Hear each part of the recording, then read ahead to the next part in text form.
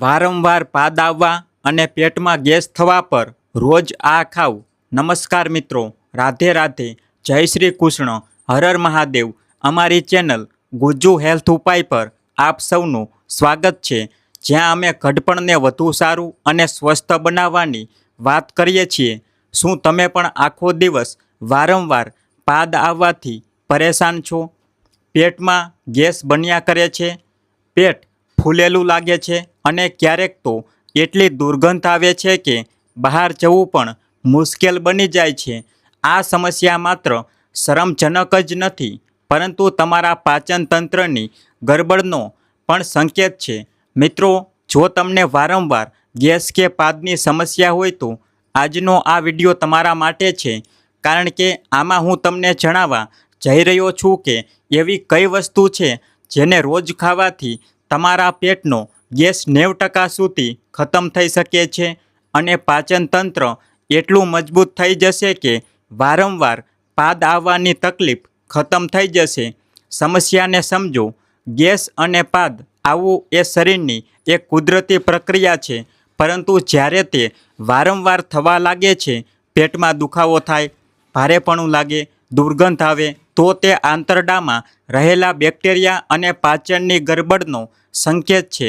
કારણ કે ખોટું ખાનપાન, તેલ, મસાલા, તળેલી અને શેકેલી વસ્તુઓ, મોડી રાત્રે જમવું, ફાઇબરની ઉણપ, ખૂબ ઓછું પાણી પીવું, તણાવ અને કેટલીક દવાઓની અસર. જો આ સમસ્યા લાંબા સમય સુધી રહે છે તો કબજિયાત, એસિડિટી, અપચો અને લીવરની સમસ્યાઓ પણ ઊભી કરી શકે છે. ઉકેલનો વાયદો. મિત્રો, સૌથી સારી વાત એ છે કે વારંવાર ગેસ થવાની સમસ્યાને દવાઓથી નહીં, પરંતુ પોતાના ખાનપાનમાં નાના નાના ફેરફારો કરીને જ ઠીક કરી શકાય છે. આજે હું તમને એક એવી વસ્તુ વિશે જણાવીશ જે સંપૂર્ણપણે નેચરલ છે, દરેક ઘરમાં સરળતાથી મળી જાય છે અને રોજ માત્ર એક મુઠ્ઠી ખાવાથી તમારા પેટનો ગેસ આપોઆપ નીકળી જશે. સાથે જ હું તમને 4 થી 5 નાની નાની ટિપ્સ પણ આપીશ, જેને અપનાવીને તમે ગેસની સમસ્યામાંથી કાયમ માટે છુટકારો મેળવી શકો છો. રોજ ખાવ આ વસ્તુ. મુખ્ય ટીપ: શેકેલું જીરું, અજમો અને વરિયાળી, ત્રિફળા જેવું ગેસનાશક મિશ્રણ. આ ત્રણેય વસ્તુઓ પેટ માટે રામબાણ છે. જીરું: આમાં રહેલું થાઇમોલ પાચન એન્ઝાઇમ્સને સક્રિય કરે છે. અજમો એટલે કે કેરમ સીડ્સ: આમાં થાઇમોલ અને ફાઇબર હોય છે, જે આંતરડામાં ફસાયેલા ગેસને બહાર કાઢે છે. વરિયાળી એટલે કે ફેનલ સીડ્સ: પેટને ઠંડક આપે છે, ગેસ બનતું અટકાવે છે અને શ્વાસની દુર્ગંધને પણ ખતમ કરી દે છે. મિશ્રણ કેવી રીતે બનાવવું? 1 ચમચી જીરું, અજમો અને વરિયાળીને હળવા શેકી લો. ઠંડુ થાય એટલે પીસી લો અને તેને એક એરટાઇટ ડબ્બામાં ભરી લો.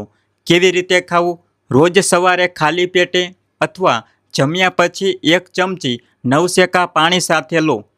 ચાહો તો તેને છાશ કે ગરમ પાણીમાં નાખીને પણ પી શકો છો.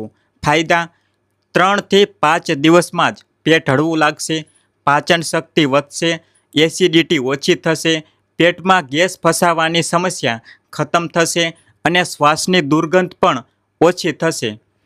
Supporting foods. મુખ્ય ઉપાયની સાથે સાથે આ 5 વસ્તુઓ રોજ આહારમાં લો. નંબર 1: નવશેકું પાણી. આખો દિવસ ઠંડુ પાણી પીવાને બદલે હળવું નવશેકું પાણી પીવો. આનાથી પાચન સુધરે છે અને આંતરડાની સફાઈ થાય છે. નંબર 2: દહીં અથવા છાશ. આમાં પ્રોબાયોટિક બેક્ટેરિયા હોય છે, જે પેટમાં સારા બેક્ટેરિયા વધારે છે. જમ્યા પછી મીઠું અને જીરું નાખીને છાશ પીવાથી ગેસ જલ્દી ખતમ થાય છે. નંબર 3: પપૈયું. આમાં પપેન એન્ઝાઇમ હોય છે, જે ખોરાકને જલ્દી પચાવે છે. રોજ નાસ્તામાં 100 થી 150 ગ્રામ પપૈયું ખાવાથી પેટ સાફ રહે છે. નંબર 4: આદુ અને લીંબુનું પાણી. આદુ ગેસ બનતો અટકાવે છે અને લીંબુ ડાયજેશનને ઝડપી બનાવે છે. સવારે અથવા જમ્યા પછી આદુના રસમાં લીંબુ અને થોડું મીઠું નાખીને પી શકો છો. નંબર 5: ઈસબગુલની ભૂસી. રાત્રે સૂતા પહેલાં 1 ચમચી ઈસબગુલ નવશેકા પાણી અથવા દૂધમાં લો. આનાથી કબજિયાત ખતમ થશે, આંતરડા સાફ થશે અને ગેસ આપોઆપ ઓછો થઈ જશે. શું ન કરવું? નંબર 1, તળેલી, વાસી અને ખૂબ જ મસાલેદાર વસ્તુઓ ટાળો. નંબર 2, ચા, કોફી, કોલ્ડ્રિંક અને શરાબ જેવી વસ્તુઓ ઓછી કરો. નંબર 3, ઉતાવળમાં ખાવાનું ટાળો. નંબર 4, જમ્યા પછી તરત જ સૂવાનું છોડી દો. Lifestyle tips. નંબર 1, ધીમે ધીમે ખાવ. સારી રીતે ચાવીને ખાવાથી ગેસ નથી બનતો. નંબર 2, થોડું થોડું ખાવ.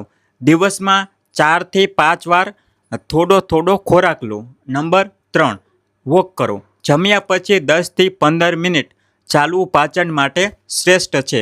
નંબર 4, યોગાસન, પવન મુક્તાસન, વજ્રાસન, કપાલભાતિ જેવી ક્રિયાઓ પેટનો ગેસ કાઢવા માટે સૌથી સારી છે. મિત્રો, ગેસ અને પાદ આવવું સામાન્ય છે, પરંતુ જ્યારે તે વધારે થઈ જાય છે તો બેદરકારી ન રાખો. દવા લેવાને બદલે નેચરલ રીતો અપનાવો. આજે મેં જીરું, અજમો અને વરિયાળીનો નુસ્ખો બતાવ્યો છે. તેને 7 દિવસ સુધી અજમાવી જુઓ. તમને લોકોને જાતે જ ફરક દેખાશે. તો મિત્રો, આજે આ વિડીયોમાં બસ આટલું જ. આશા રાખીએ છીએ કે તમને આ વિડીયો પસંદ આવ્યો હશે. જો તમને આ વિડીયો પસંદ આવ્યો હોય તો વિડીયોને લાઈક કરો, શેર કરો અને અમારી ચેનલને સબસ્ક્રાઈબ ચોક્કસથી કરો. મળીએ છીએ કાલે એક નવા વિડીયો સાથે. ત્યાં સુધી સ્વસ્થ રહો, મસ્ત રહો. વિડીયોને અંત સુધી જોવા માટે આપ સૌનો ખૂબ ખૂબ આભાર. ઓમ નમઃ શિવાય.